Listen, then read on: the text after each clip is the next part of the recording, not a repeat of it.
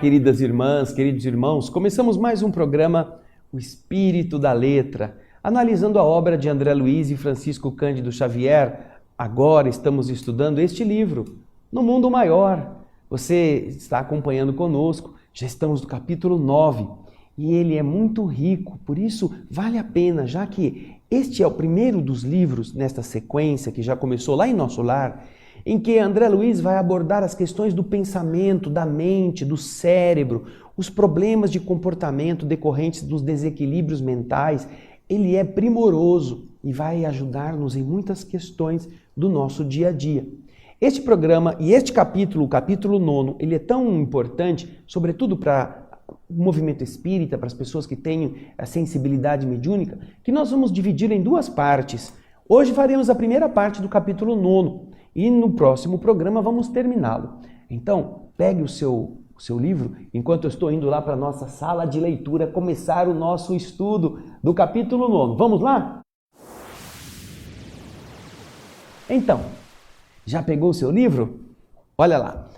O capítulo começa com André Luiz muito interessado em aprender e por isso ele começa dizendo: eu estava tão interessado no expressivo caso de Marcelo do capítulo anterior que apresentei a Calderaro no dia seguinte certas questões, certas perguntas que fortemente me preocupavam.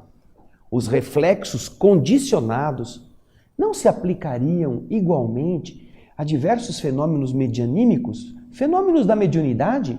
Não estariam também esses fenômenos presos a esta questão? Perguntou André. Não elucidavam, não esclareciam os reflexos condicionados, as mistificações inconscientes, estes enganos inconscientes que muitas vezes perturbam os círculos dos experimentadores encarnados? Alguns estudiosos do espiritismo, devotados e honestos, reconhecendo os obstáculos, os escolhos do campo do mediunismo, criaram a hipótese do fantasma anímico do próprio medianeiro, a comunicação da própria alma do médium, o qual agiria em lugar das entidades desencarnadas. Seria essa teoria adequada ao caso que nós estávamos estudando, o do Marcelo? Sob a evocação, sob o chamamento de certas imagens, o pensamento do médium não se tornaria sujeito a determinadas associações, interferindo automaticamente no intercâmbio entre os homens da Terra e os habitantes do além? Essas intervenções, em muitos casos, poderiam provocar desequilíbrios intensos. Então, avaliando, ponderando observações ouvidas nos últimos tempos em vários centros de cultura espiritualista na Terra com referência ao assunto, eu perguntava de mim mesmo se o problema oferecia relações com os mesmos princípios de Pavlov, que trata-se de Ivan Pavlov, um cientista russo que nasceu em 1849 e enunciou o mecanismo do condicionamento clássico. Esse condicionamento, você deve se lembrar, é aquele que faz com que os animais se comportem de determinadas formas, de tanto repetir aquelas atitudes ou aqueles estímulos. Então, sugerindo esta ideia, o instrutor Calderaro me ouviu pacientemente até o fim de minhas considerações e benevolamente respondeu: André, a consulta exige meditação mais aprimorada, mais aprofundada, mais cuidadosa. Essa tese animista é respeitável. Partiu de investigadores cuidadosos, conscienciosos e sinceros e nasceu para conter os prováveis abusos da imaginação. Entretanto, ela vem sendo usada cruelmente pela maioria dos nossos colaboradores encarnados, que fazem dela, do animismo, não é? Um órgão inquisitorial, um órgão de perseguição, quando deveriam aproveitá-la como elemento educativo, numa atitude fraterna. Milhares de companheiros fogem ao trabalho amedrontados, recuam diante dos percalços, das dificuldades da iniciação da mediunidade, porque o animismo se converteu em Cérbero. Era aquele cachorro da mitologia grega, muito monstruoso, que guardava o inferno. Aquela ameaça, aquela coisa dentuça, agressiva, o animismo. Afirmações sérias e edificantes, tornadas em opressivo sistema, impedem a passagem dos candidatos ao serviço, pela escala, pela gradação natural do aprendizado e da aplicação. É aos poucos. Já logo no começo, diz Calderaro, reclama-se, exige-se deles precisão absoluta, esquecendo-se de lições elementares da natureza.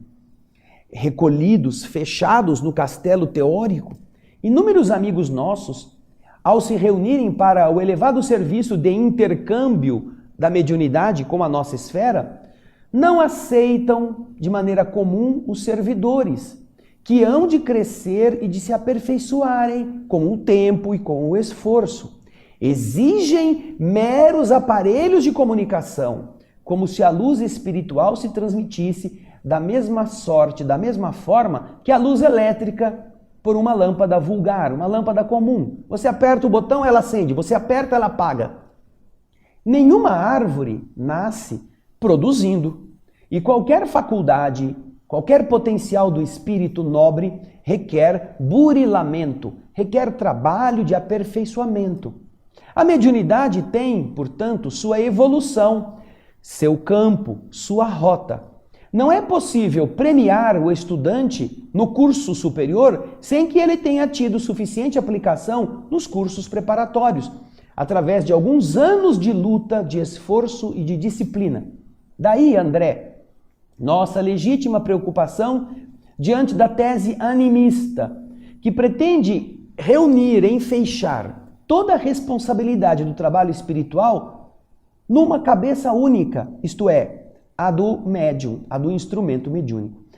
Precisamos de apelos mais altos que animem os cooperadores principiantes, incipientes, dando-lhes mais vastos recursos de conhecimento na estrada por eles mesmo caminhada, percorrida, a fim de que a espiritualidade santificante penetre os fenômenos e estudos atinentes ao espírito.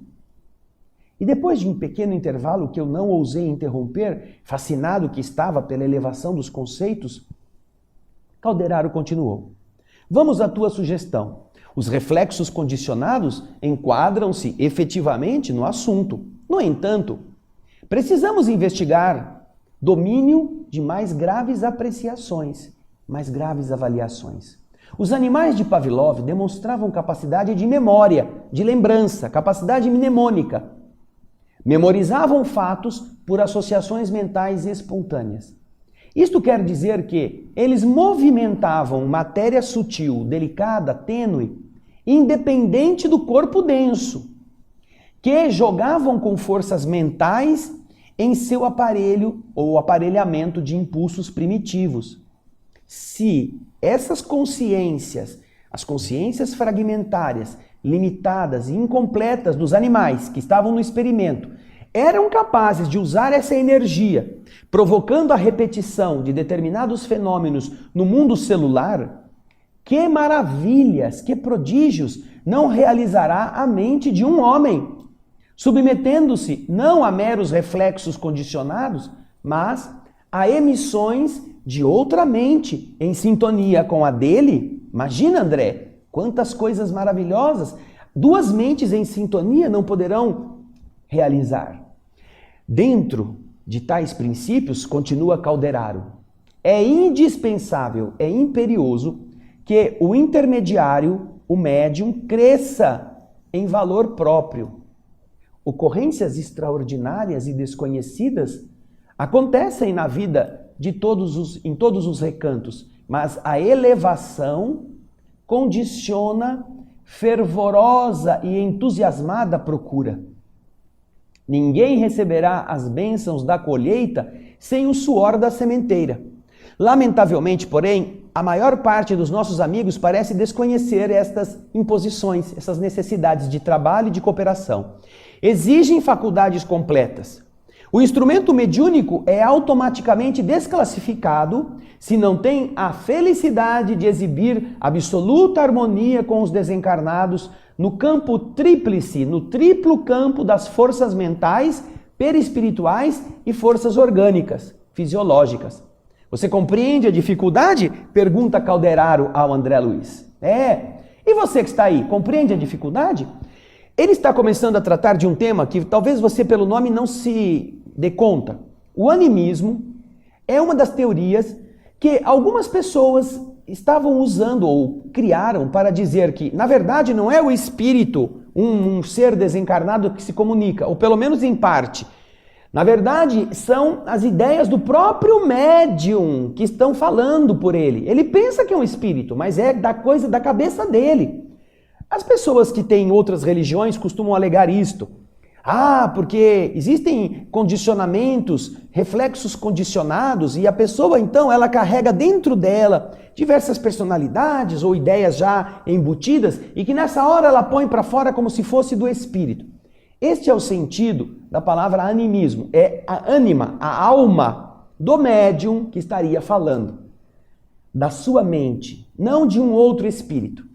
Mas nós vamos ver que depois de ele ter dado essa explicação, que realmente pode acontecer, esta palavra foi utilizada e é utilizada por alguns dirigentes espíritas sem profundidade, apenas para intimidar a pessoa. Não, isso foi um animismo, querendo dizer, você tá fingindo, isso daí não é espírito, coisa nenhuma.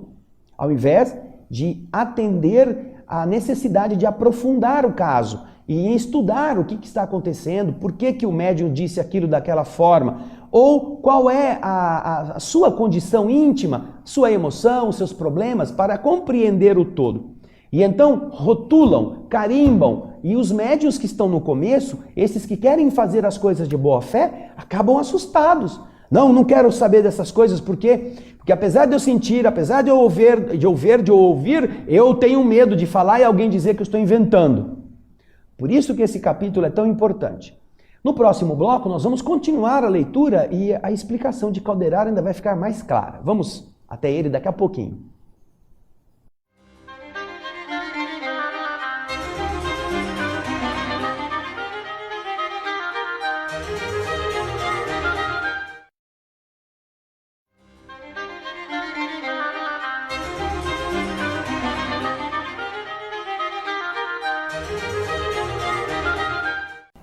Estamos de volta com o estudo do capítulo 9 do livro No Mundo Maior. Nós estamos tratando da mediunidade. E no bloco anterior vimos André Luiz preocupado com o animismo. Você entendeu o que é o animismo? O instrutor Calderaro explicou para ele. É aquela maneira de expressar a ideia que não é do espírito, é do próprio médium. E que, apesar disso acontecer, em alguma medida, esta palavra, ou este instituto, assim chamado porque passou a ser uma coisa importante, ele passou a ser usado como uma coisa de perseguição de médiuns novatos, de pessoas que não estão preparadas, porque os dirigentes acabam esquecendo que a mediunidade, ela precisa amadurecer como todos os saberes, como todas as potencialidades. Não existe uma árvore que nasça já produzindo, ela precisa passar pelas etapas até o amadurecimento. A mediunidade é a mesma coisa. Por isso que ele diz que os médiuns precisam também estudar, precisam se dedicar, precisam amadurecer, precisam se conhecer, para que cada vez mais ele saiba isolar o que é dele, as ideias pessoais, os seus pontos de vista, daquilo que a entidade realmente deseja passar. E é isso que faz Calderaro perguntar ao André Luiz no fim do bloco: você entendeu a nossa dificuldade? E o André agora, na continuidade, vamos lá na nossa sala de leitura para ver o que ele respondeu? Vamos lá. Então, André responde a Calderaro: sim, agora eu começava a entender. Essas explicações, todavia, eram demasiado fascinantes para que eu me atrevesse a qualquer observação, a qualquer apontamento. Então, guardei a continuação das definições na postura do humilde aprendiz. O assistente percebeu minha íntima atitude e continuou dizendo: para procurar um símbolo mais singelo, mais simples, imaginemos o médium como sendo uma ponte a ligar duas esferas. entre as quais se estabeleceu uma aparente interrupção, uma breve solução de continuidade, por causa da diferenciação da matéria no campo vibratório. Duas esferas, uma que está fisicamente estabelecida e a outra que existe, mas não é física. Para ser um instrumento relativamente exato, é ao médium imprescindível, indispensável, haver aprendido a ceder, a renunciar. E nem todos os artífices, nem todos os operários da oficina mediúnica realizam em tempo rápido essa aquisição de ceder, que reclama, que exige devoção à felicidade do próximo, elevada compreensão do bem coletivo, avançado espírito de cooperação, de concurso fraterno e de serena superioridade nos atritos e disputas com a opinião alheia. É preciso ter essas virtudes. Para conseguir edificação dessa natureza, é necessário o refúgio, a proteção frequente do médium à moradia dos princípios superiores, a parte frontal.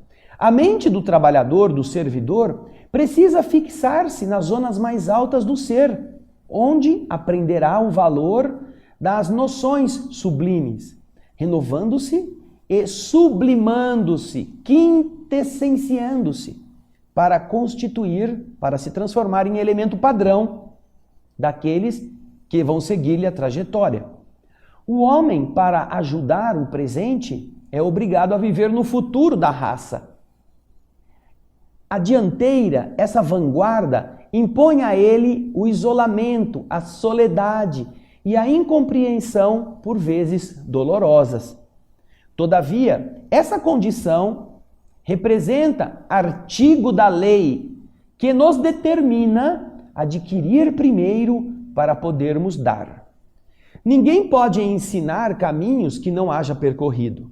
Nasce daí, em se tratando da mediunidade edificante, a necessidade de conservação das energias instrumentais no santuário mais alto da personalidade.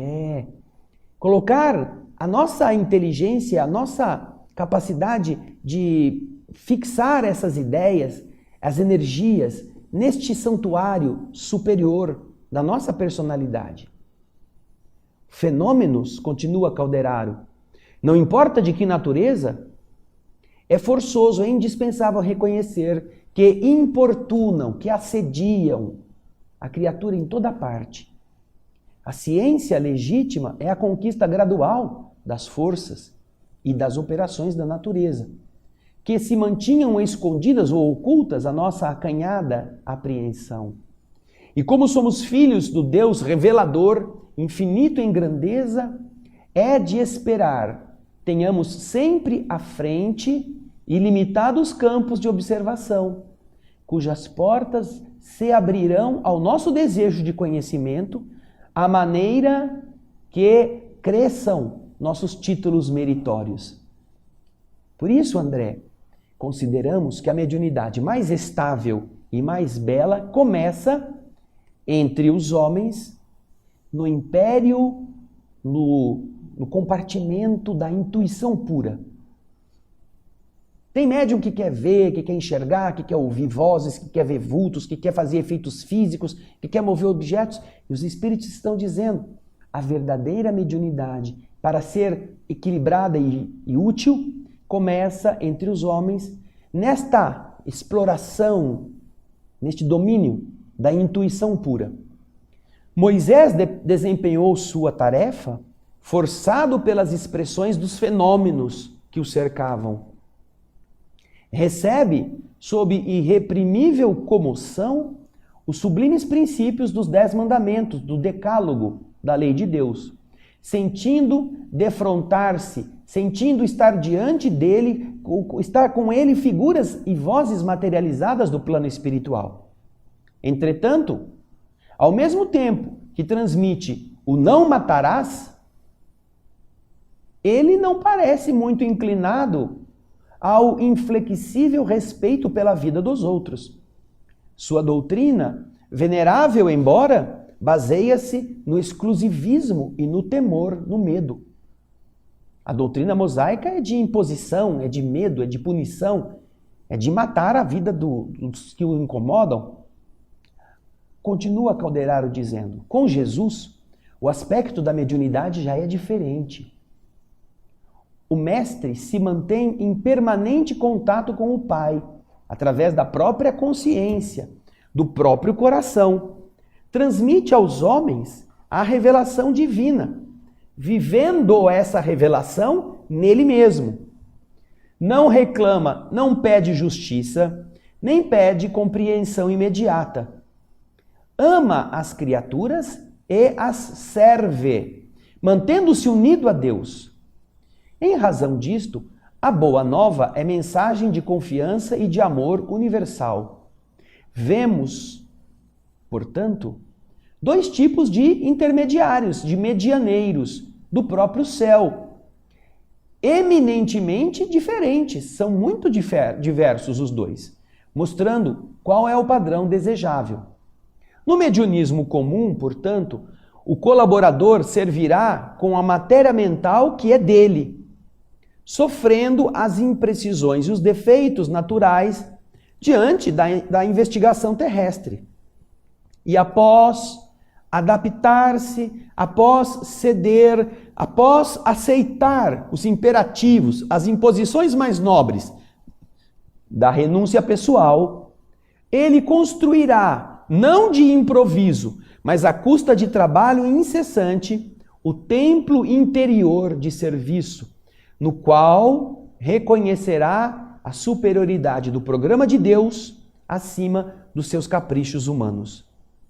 Atingida essa realização, assim que ele consiga fazer isto, que ele consiga melhorar-se por dentro, ele vai estar preparado para se sintonizar com o maior número de desencarnados e encarnados, oferecendo a eles, como a ponte benfeitora, oportunidade de se encontrarem uns com os outros, na posição evolutiva em que permaneçam, através de entendimentos construtivos.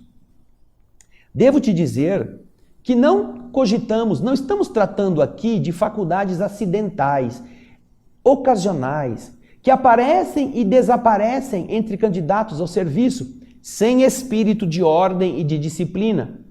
Verdadeiros balões de ensaio para os voos do amanhã. Estamos nos referindo à mediunidade aceita pelo cooperador e que pode se movimentar em qualquer situação para o bem geral. Comentando atividades e tarefas, devemos enfatizar os padrões que lhes digam respeito, e este é o característico da instrumentalidade espiritual nas esferas superiores. Logicamente, é impossível alcançar esse padrão de uma vez. Toda obra impõe um começo.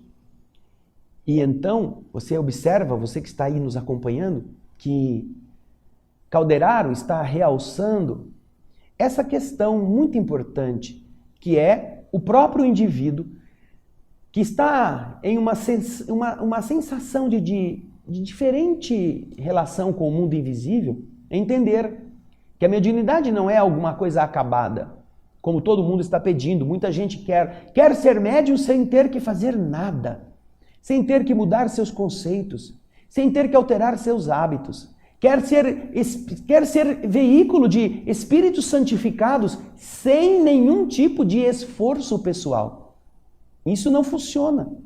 A mente não está preparada. O médium precisa crescer gradualmente. Ele precisa estudar, ele precisa se qualificar moralmente, ele precisa abandonar hábitos, vícios, ele precisa deixar de usar produtos químicos que são nocivos, ele precisa melhorar seus sentimentos, ele não pode guardar rancor, ele tem que passar por todo um teste bastante apertado para que, ao melhorar-se, os espíritos percebam que ele já está numa condição aprimorada para poder traduzir essas ideias de forma mais limpa. Enquanto está cheio de pedriscos, cheios de cacos, cheios de matos secos, de folhas secas, ele não consegue ser útil para as coisas sublimes. É para alguma coisa mais grosseira.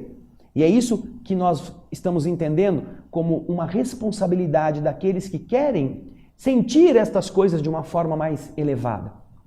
Todos poderão perceber, e é a partir da intuição que começa o império da evolução da mediunidade. Não é a partir de enxergar espírito ou fazer mágicas com o poder do pensamento ou da mediunidade. Não, é a intuição. Já pensou nisto? Vamos cuidar dela. No próximo bloco nós vamos continuar aprendendo com o Calderaro. Eu espero você.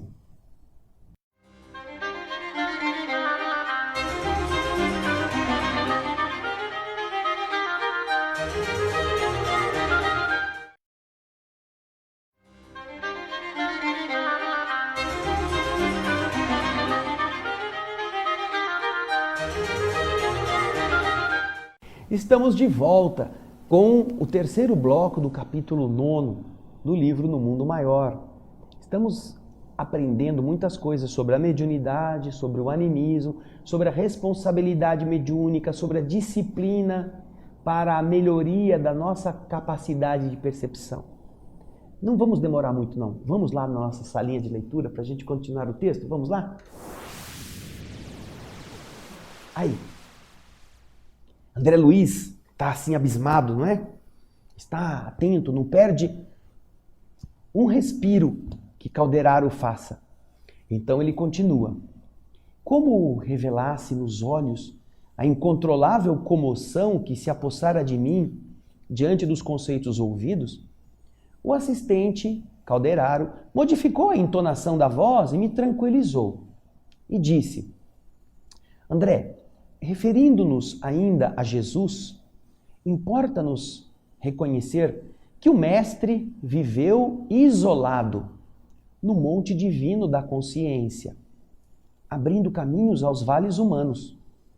Claro está que nenhum de nós tem a pretensão de copiar Jesus. Entretanto, precisamos nos inspirar em suas lições.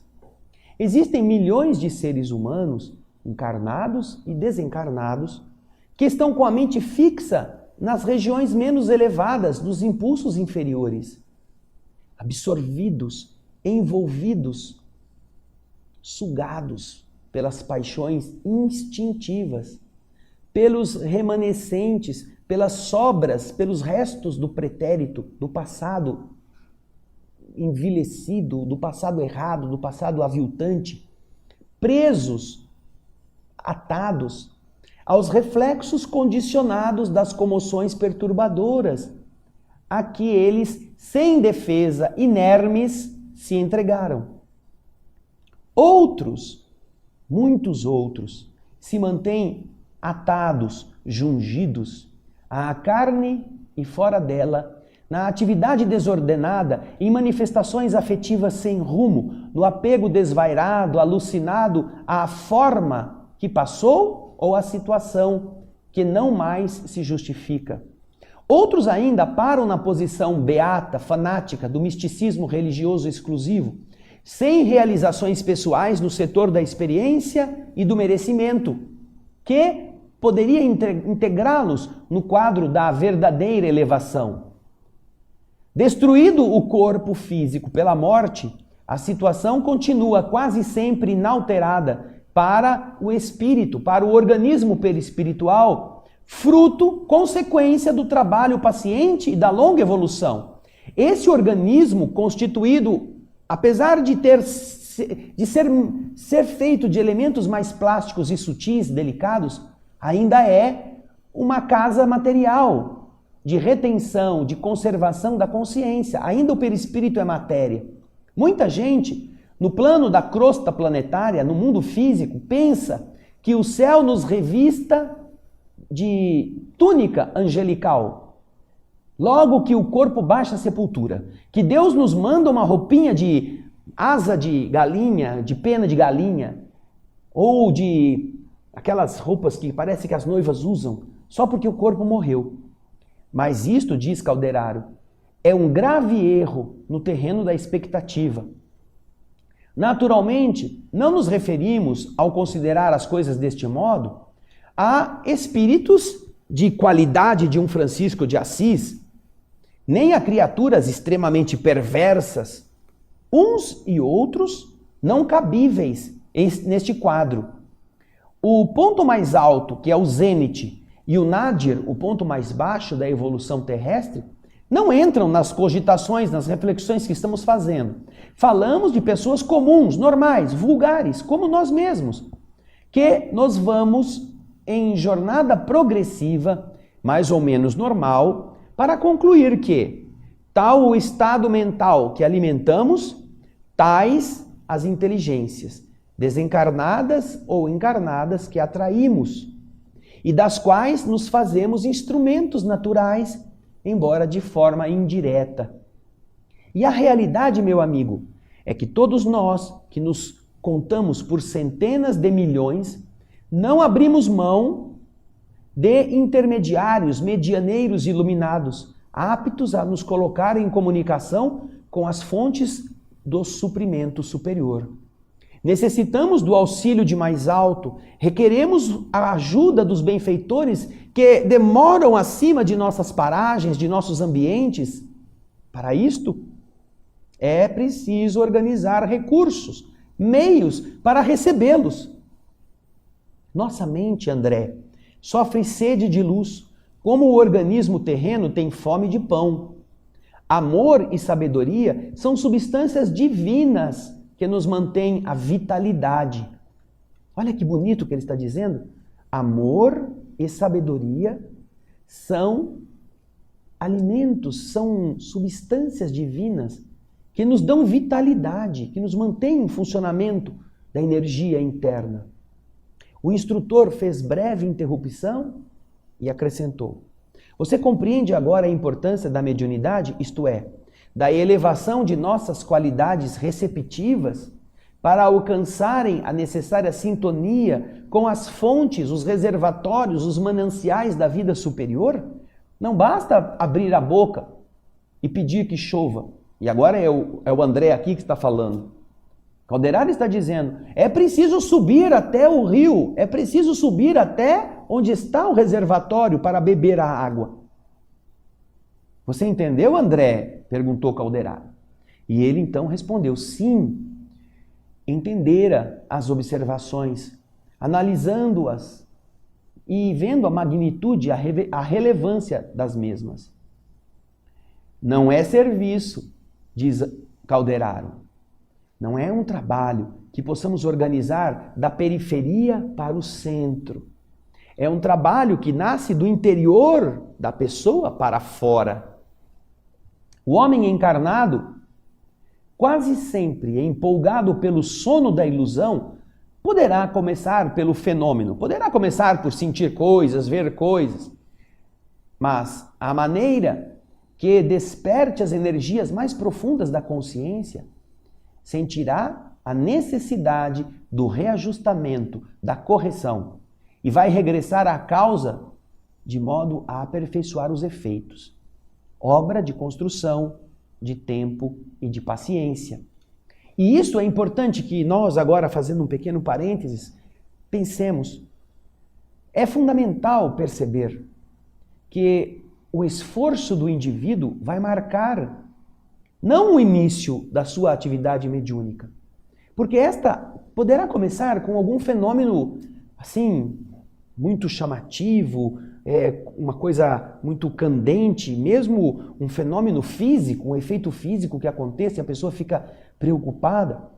Mas depois que ela compreende, depois que ela vai à fonte, depois que ela vai à busca das explicações para aquilo, e à medida que ela começa a entender o funcionamento do mecanismo da mediunidade, ela passa a perceber que o fenômeno poderá ter acontecido para despertá-la, mas ela precisará, se ela quiser continuar nessa tarefa, como uma forma de semear a esperança e reajustar-se, ela precisará transformar-se. Algumas pessoas, e eu sei que talvez você seja uma delas, se contenta em ter feito o curso de médium no centro espírita ter frequentado os 2 anos, 3 anos, os meses ou semestres que se exige. Como se você pudesse imaginar que a mediunidade fosse trabalhada como uma fábrica que produz, em linha de produção, todos os objetos iguais. Mas nós estamos aprendendo com Calderaro que cada pessoa é uma pessoa.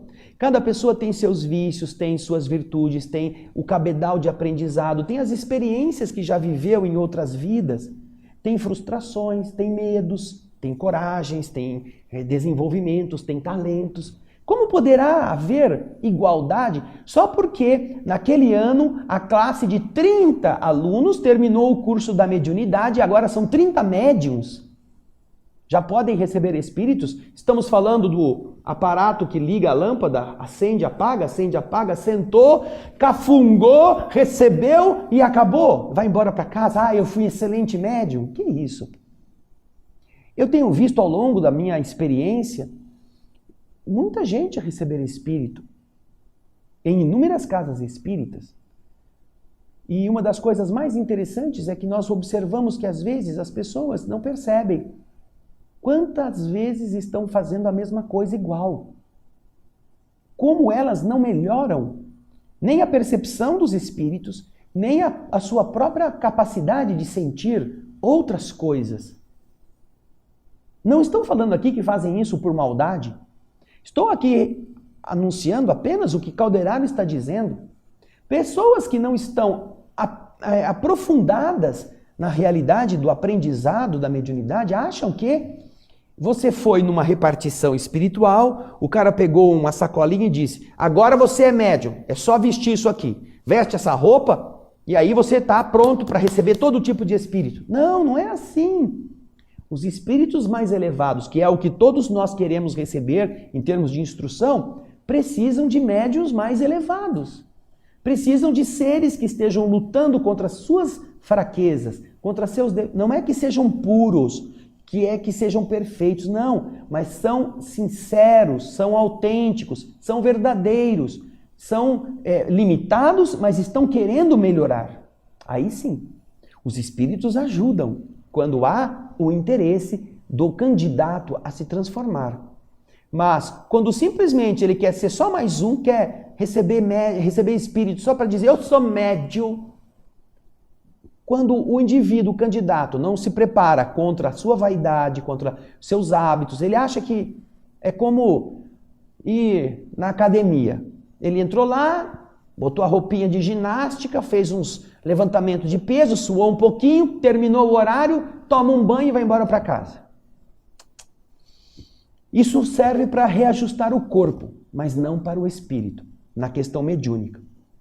E é isso que na quarta parte, no bloco seguinte, nós vamos continuar a ver o que Calderaro estará ensinando com essa questão da paciência, do tempo, da construção. É uma obra que se edifica. Médium que não trabalha nisto está parado no tempo. E ainda que seja sincero, ainda que seja uma boa pessoa, não pode ser instrumento de espíritos melhores, além daquele nível em que ele se encontra. Porque é a semelhança atraindo a semelhança em questões vibratórias. Mas nós vamos ver Calderaro no próximo bloco. Daqui a pouquinho a gente volta.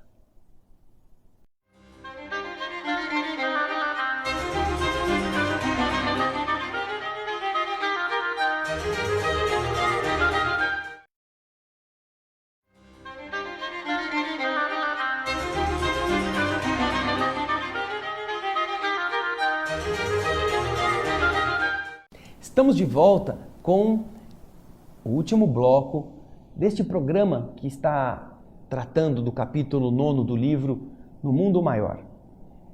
Este programa, como eu informei, será feito em esse capítulo, aliás, vai ser feito em 2 partes, 2 programas.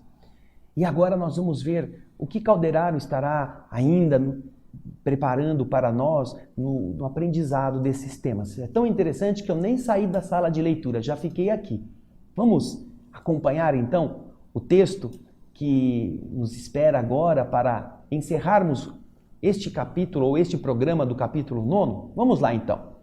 Diz André Luiz: chegados a essa altura da conversação, o orientador me convidou ao serviço de ajuda, de assistência a uma dedicada senhora, médium em processo de formação, que vinha recebendo dele socorro, ajuda, para prosseguir na tarefa com a fortaleza, a confiança, a serenidade indispensáveis. Propiciando-me esta feliz oportunidade, meu gentil interlocutor concluiu: o caso, André, é oportuno, é apropriado. Você vai observar comigo os obstáculos criados pela tese animista. Marcava então o relógio precisamente 20 horas, 8 da noite, quando penetramos confortável recinto. Várias entidades de nosso plano ali se moviam, ao lado de 11 companheiros reunidos em sessão íntima, consagrada ao serviço da oração e do desenvolvimento psíquico, o desenvolvimento mediúnico. 11 encarnados, hein? Logo à entrada, recebeu-nos atencioso colega, a quem fui apresentado com sincera satisfação. Recebi dele, de início, informações resumidas, concentradas, que eu anotei contente. Fora igualmente médico, como eu, diz André. Este que nos recebeu também havia sido médico. Deixara a experiência física antes de realizar velhos planos de assistência fraternal aos seus inúmeros doentes pobres. Morreu antes de fazer, sei lá, um asilo, um albergue. Ele guardava com ele a alegria de uma consciência tranquila. Zelara pelo bem geral quanto lhe havia sido possível. Contudo, pressentindo a probabilidade de fazer alguma coisa além túmulo, receber a permissão para ajudar, cooperando naquele reduzido grupo de amigos, com o objetivo de efetuar, de realizar certos planos de socorro aos enfermos desamparados. Ele continuava tendo vontade de ajudar. Estes seres que estavam na Terra sem atendimento médico, sem ninguém para dar-lhes algum tipo de suporte no tratamento. Então, esse intercâmbio com os desencarnados não poderia transformar os homens em anjos de um dia para o outro, mas poderia ajudá-los a serem criaturas melhores. Impossível seria instalar o paraíso na superfície do mundo em algumas semanas. Entretanto, era lícito, era justo cooperar no aprimoramento da sociedade terrestre, incentivando-se a prática do bem e a devoção à fraternidade. Para esse objetivo, para este fim, ali permanecia ele, interessado em contribuir na proteção aos doentes menos favorecidos, os doentes mais pobres. Eu, então, diz André, acompanhava os seus argumentos com admiração. Mantive-me, porém, silencioso, mas Calderaro perguntou, muito cortês, após inteirar-se das ocorrências: E você? Como é que vai no desenvolvimento dos seus elevados propósitos? Isso que você quer fazer, isso que você quer influir nos encarnados para que eles, quem sabe, criem alguma coisa para ajudar os pobres doentes? Como é que está indo? E o pobre espírito respondeu: olha, dificilmente. Os recursos de comunicação ao meu alcance ainda são de modo a inspirar, aliás, não são de modo a inspirar confiança a maioria dos companheiros encarnados. A bem dizer, não me interessa comparecer aqui com o meu nome coroado pela terminologia clássica e nem me arriscaria a oferecer teses novas, falando difícil, concorrendo com o mundo dos médicos da Terra. Não. Agora, o que me guia é tão somente o sadio desejo de praticar o bem. Entretanto, e então, Calderaro não deixou ele terminar a frase e perguntou: entretanto, ainda não lhe ouviram os apelos por intermédio de Eulália? A médium. Ainda não ouviram seus apelos? E o pobre do espírito respondeu: não, por enquanto não. Sempre a mesma suspeita de animismo, de mistificação inconsciente. A palestra ia a meio quando o diretor espiritual da casa convidou o colega, esse médico, espírito médico, a experimentar. chegar ao minuto marcado para o intercâmbio mediúnico. Poderia então acercar-se da médium. Nós nos aproximamos do grupo de amigos, mergulhados nessa profunda concentração, os encarnados que estavam ali.